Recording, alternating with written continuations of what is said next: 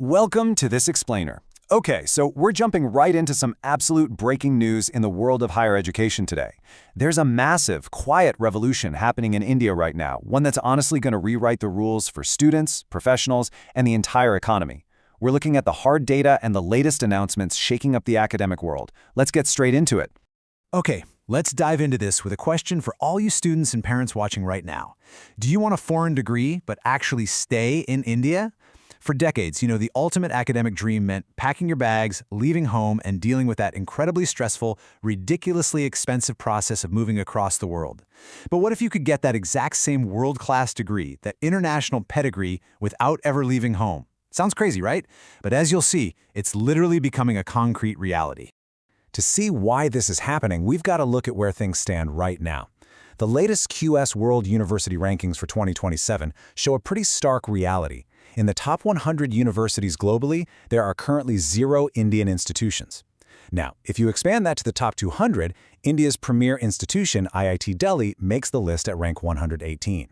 Now, that's a great achievement for IIT Delhi, but the overall gap in that top tier of global education, it's huge.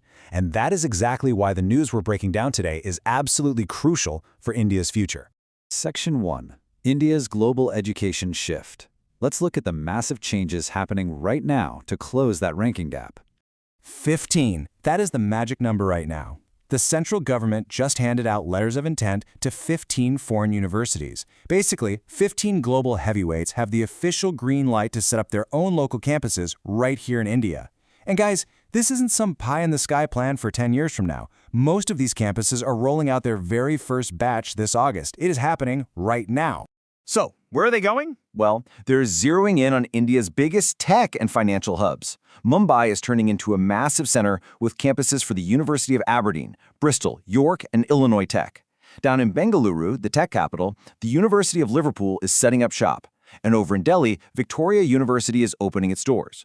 We are talking about serious global names planting flags in major Indian cities. And the reaction? Honestly, it's been explosive. Over 10,000 applications have already rolled in for this current session alone. I mean, that number tells you everything you need to know about the crazy pent-up demand for this kind of model. Students are just eager to jump at the chance for local, global exposure. Moving on to Section 2, Admissions, Academics, and Faculty. Let's get into the nitty-gritty of how you actually get in. If you're watching this thinking, okay, but how do I get accepted? Here are the exact eligibility rules recently laid out by Global EdTech CEO Ashwin Damera. For your academic scores, you're going to need at least 75% in your 12th grade exams. Looking at postgrad, you'll need an undergrad score somewhere between 55% and 70%. But here is the absolute game changer: the language exemption.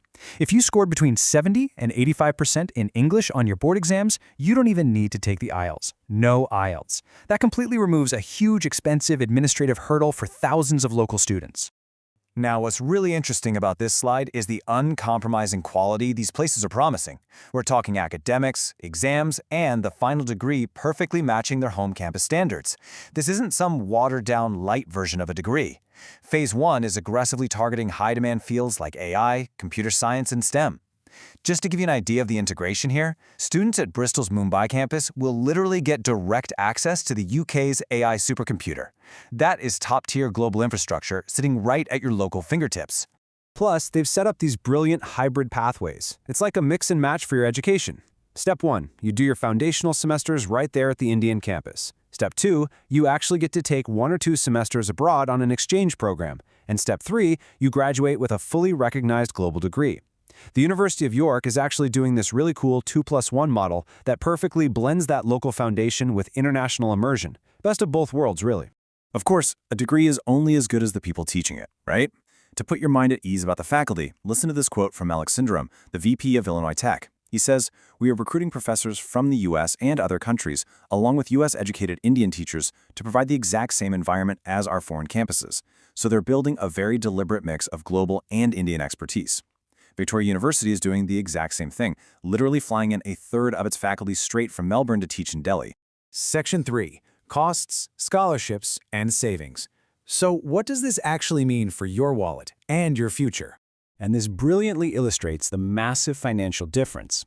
Traditionally, if you're packing up and moving abroad, you're looking at a jaw-dropping total cost of anywhere from 80 lakh to 1.2 crore rupees.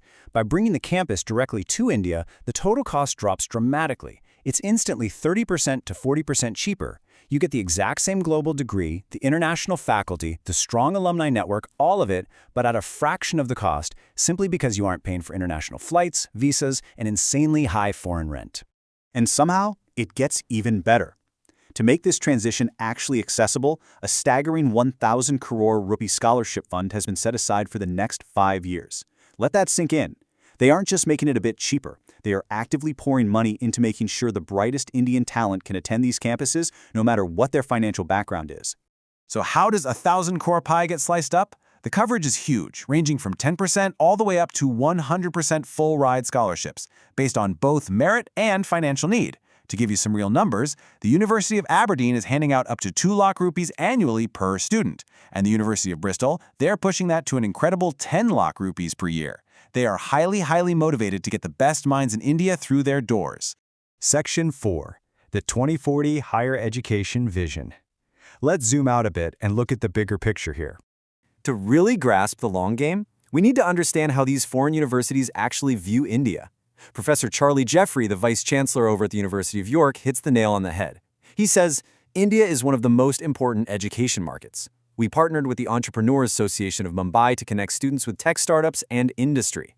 See, they aren't just dropping a campus into a random city and calling it a day. They are deeply wiring themselves into the local industry and startup ecosystems to build pipelines straight into jobs. Let's move to and see how this builds over the coming years. The scaling plan here is seriously aggressive.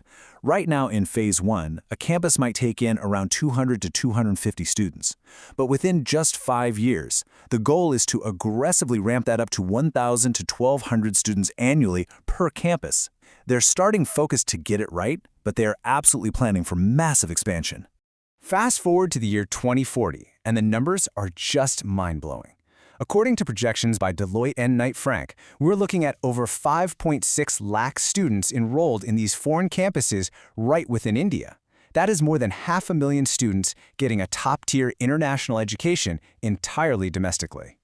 Now here is the so what for the whole country. By keeping those 5.6 lakh students at home, it's projected to save India an unbelievable $1,113 billion in foreign exchange. To put that in perspective, that's nearly 10.67 lakh crore rupees. That is massive wealth that used to drain out of the country to pay for foreign tuition and overpriced student housing, now staying right here to fuel the Indian economy.